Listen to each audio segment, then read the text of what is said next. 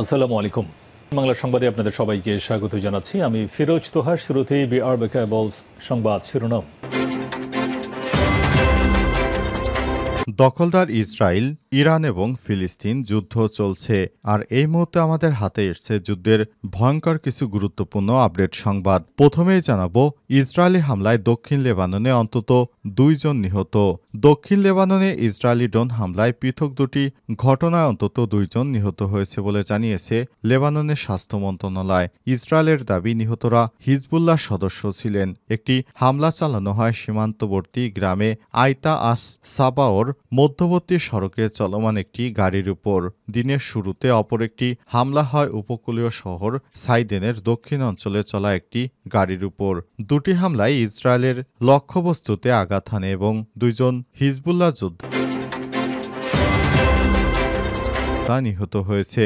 এরপর জানাবো, ইয়েমেন পিছু হটবে না, ওয়াশিংটনের ভুল স্বীকার করে নিউজউইকের প্রতিবেদন।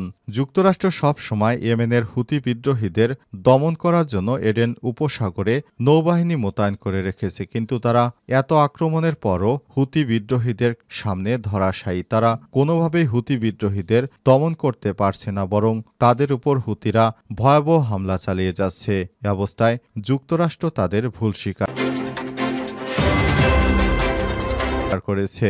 এদিকে ইরানের শক্তির সূচকগুলো মার্কিন যুক্তরাষ্ট্রকে আলোচনা আসতে বাধ্য করেছে, বললেন ইরাকি বিশ্লেষক। মেহের নিউজ এজেন্সির বরাত দিয়ে পাসটুডে জানিয়েছে, ইরাকি রাজনৈতিক বিশ্লেষক মোহাম্মদ আলী বলেছেন, মার্কিন যুক্তরাষ্ট্রের সঙ্গে আলোচনা শুরু করার আগে ইরান পারমাণবিক চুক্তি বাস্তবায়নের গ্যারান্টি দিয়েছিল। ইরানি পক্ষ থেকে মার্কিন যুক্তরাষ্ট্রের সঙ্গে পরোক্ষ আলোচনার প্রথম ধাপকে ইতিবাচক এবং দ্বিতীয় ধাপকেও ইতিবাচক পারস্পরিক শ্রদ্ধার পরিবেশ বজায় ছিল বলে জানিয়েছেন। তারা বলেছে, যুক্তরাষ্ট্রই ইরানের সঙ্গে আলোচনা করতে বাধ্য হয়েছে। এদিকে ইরান রাশিয়ার সম্পর্ক শক্তিশালী এবং কৌশলগত, বললেন পররাষ্ট্রমন্ত্রী আব্বাস আরগচি। IRIB বার্তা সংস্থার বরাত দিয়ে পাসটুডে জানিয়েছে, মস্কোয় রুশ পররাষ্ট্রমন্ত্রীর সঙ্গে সংবাদ সম্মেলনে ইরান পররাষ্ট্রমন্ত্রী বলেছেন, ভ্লাদিমির পুতিনের সঙ্গে খুব ভালো এবং দীর্ঘ বৈঠক হয়েছে। ইসলামী প্রজাতন্ত্র ইরানের সর্বোচ্চ নেতার একটি লিখিত বার্তা ভ্লাদিমির পুতিনের কাছে হস্তান্তর করেছি। এটি পুতিনের জন্য যেমন বার্তা ছিল, তেমনি সমগ্র বিশ্বের জন্য। এর মাধ্যমে গোটা বিশ্ব বুঝতে পেরেছে ইরান রাশিয়া তার প্রধান এবং কৌশলগত অংশীদার বলে মনে করে। গুরুত্বপূর্ণ বিষয় নিয়ে রাশিয়ার সঙ্গে পরামর্শ করে। এবং সর্বশেষ জানাবো, সিরিয়ায় অর্ধেকে নামছে মার্কিন সেনা। সিরিয়া থেকে মার্কিন সেনা অর্ধেকে নামিয়ে আনার ঘোষণা দিয়েছেন ডোনাল্ড ট্রাম্প। বর্তমানে সিরিয়ায় 2000-এর বেশি মার্কিন সেনা মোতায়েন রয়েছে। চলতি বছরের মধ্যেই সেখান থেকে অর্ধেকের সেনা সংখ্যা নামিয়ে আনা হচ্ছে। প্রিয় দর্শক, এতক্ষণ শুনছিলেন সংবাদ শিরোনাম, এবারে বিস্তারিত। তবে তার আগে বন্ধুরা, অনুরোধ থাকবে এই সংবাদটিতে একটি লাইক দিন।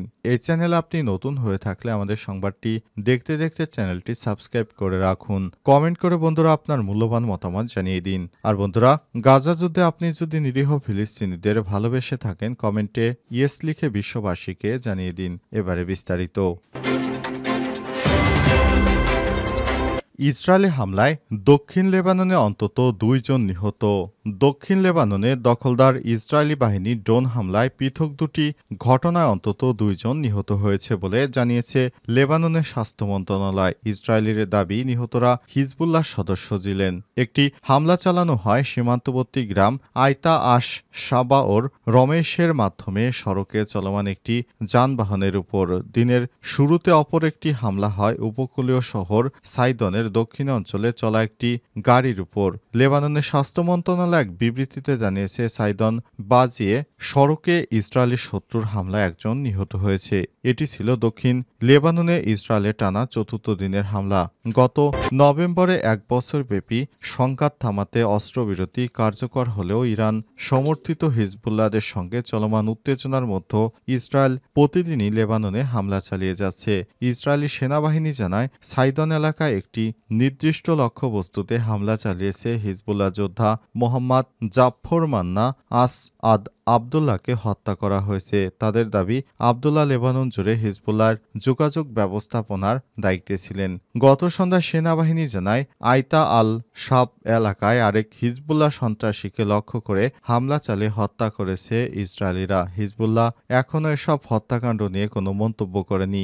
এএফপির এক সাংবাদিক জানান, সাইদনের হামলায় একটি 4 হুইল ড্রাইভ যানবাহন লক্ষ্য করা লক্ষ্যবস্তুতে পরিণত হয়, যার ফলে আকাশে ঘন কালো ধোঁয়া উঠতে দেখা যায়। ঘটনাস্থলে নিরাপত্তা বাহিনীর সদস্যরা পাহারা দিচ্ছিলেন। দগ্ধ হয়ে যা গাড়ির ধ্বংসবিশেষ দেখতে আগত জনতা তখনও সেখানে ভিড় করছিল। আগুন নিভিয়ে ফেলছিলেন ফায়ার সার্ভিসের কর্মীরা। ইয়েমেন পিছু হটবে না ওয়াশিংটনের ভুল স্বীকার করে নিউজউইকের প্রতিবেদন।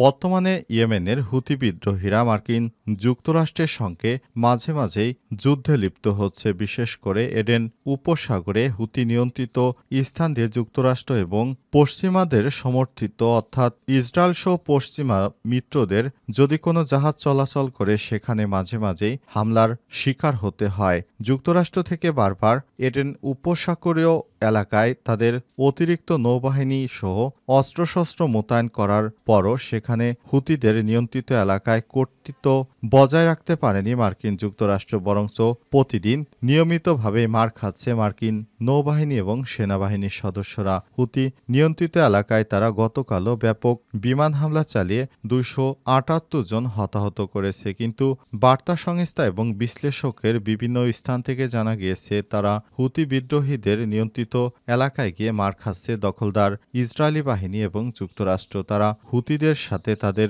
রণকৌশলে কোনোভাবেই এগিয়ে যেতে পারছে না। হুতি যোদ্ধারা সবসময় যুক্তরাষ্ট্রের নৌবাহিনীর উপর তাদের ক্ষেপণাস্ত্র হামলা অব্যাহত রেখেছে। বিশেষ করে তেল ট্যাঙ্কারগুলো যখন এডেন উপসাগর দিয়ে পশ্চিমাদের দেশের দিকে যায়, তখনই সেখান থেকে হুতি যোদ্ধারা এই জাহাজগুলোতে সরাসরি হামলা চালায়। যুক্তরাষ্ট্রের পক্ষ থেকে বারবার এডেন উপসাগরের নিয়ন্ত্রণ নেয়ার চেষ্টা করলেও শেষ পর্যন্ত তারা হুতি বাহিনীর কাছে ব্যর্থ হয়েছে। হুতি বাহিনী কোনোভাবেই পিছু হটবে না, তারা যুক্তরাষ্ট্রকে শায়েস্তা করেই ছাড়বে, এমনটা বিশ্লেষণে জানা গেছে। তারা যুক্তরাষ্ট্রকে নিয়ে ভীত নয়। প্রতিবেদনে স্বীকার করা হয়েছে যে এসব হামলায় ইয়েমেন উল্লেখযোগ্য ক্ষয়ক্ষতি হওয়া সত্ত্বেও আনসারুল্লাহ বাহিনীর মধ্যে পিছু হটার টান খুব কম লক্ষণ করা গেছে। যুক্তরাষ্ট্র যতই হামলা চালাক তাদেরকে পিছু হটাতে পারেনি। ইরানের শক্তির সূচকগুলো মার্কিন যুক্তরাষ্ট্রকে আলোচনায় আসতে বাধ্য করেছে, বললেন ইরাকি বিশ্লেষক। মেহের নিউজ এজেন্সির বরাত দিয়ে পাস টুডে জানিয়েছে, ইরাকি রাজনৈতিক বিশ্লেষক মোহাম্মদ আলী বলেছেন, মার্কিন যুক্তরাষ্ট্রের সঙ্গে আলোচনা শুরুর আগে ইরান পারমাণবিক চুক্তি বাস্তবায়নে গ্যারান্টি চেয়েছিল। ইরানি পক্ষ মার্কিন যুক্তরাষ্ট্রের সঙ্গে পরোক্ষ আলোচনার প্রথম ধাপকে ইতিবাচক এবং পারস্পরিক শ্রদ্ধার পরিবেশ বজায় ছিল বলে জানিয়েছে ইরাকি বিশ্লেষক। আরও বলেছেন, এই আলোচনায় ইরানি আলোচক দলের পক্ষ থেকে কোনো ছাড় দেওয়া হয়নি।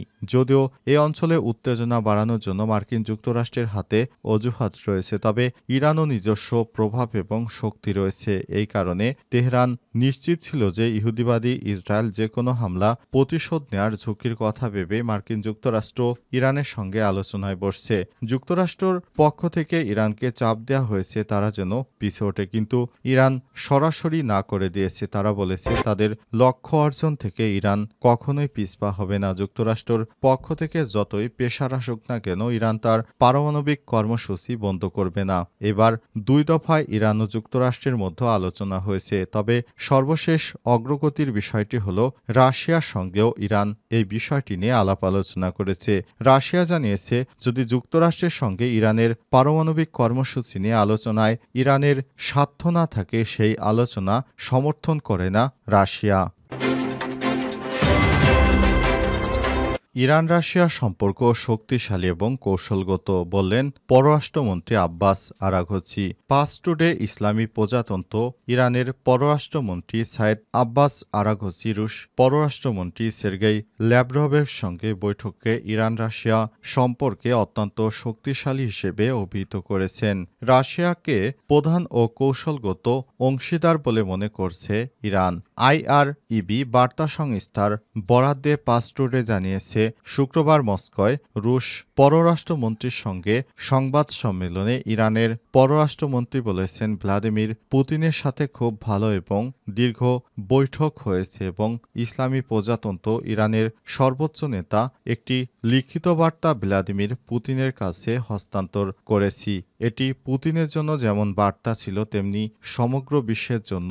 এর মাধ্যমে গোটা বিশ্ব বুঝতে পেরেছে ইরান রাশিয়াকে তার প্রধান ও কৌশলগত অংশীদার বলে মনে করে এবং গুরুত্বপূর্ণ বিষয়ে রাশিয়ার সঙ্গে পরামর্শ করে। সাইদ আব্বাস আরাগচি আরও বলেছেন, ইতিহাস সম্ভবত আর কখনোই ইরান ও রাশিয়ার মধ্যে সম্পর্ক এত ঘনিষ্ঠ এবং শক্তিশালী ছিল না। আমরা সম্প্রতি একটি কৌশলগত চুক্তি স্বাক্ষর করেছি যা ইরান রাশিয়ার মধ্যে সম্পর্ককে আরও উচ্চ স্তরে নিয়ে গেছে।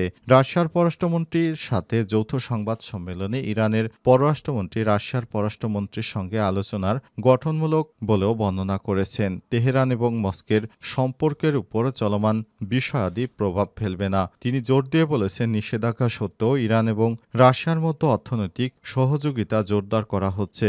ইরান ও যুক্তরাষ্ট্রের মধ্যে পরোক্ষ আলোচনা সম্পর্কে আরাগচি আরও বলেন, যদিও আমেরিকার উদ্দেশ্য সম্পর্কে আমাদের মারাত্মক সন্দেহ রয়েছে, তারা যদি অবাস্তব দাবি উত্থাপন না করে তাহলে একটি সমঝোতা স্মারক চুক্তি স্বাক্ষরিত হবে, সেটির বিষয়ে আমরা একমত রয়েছি।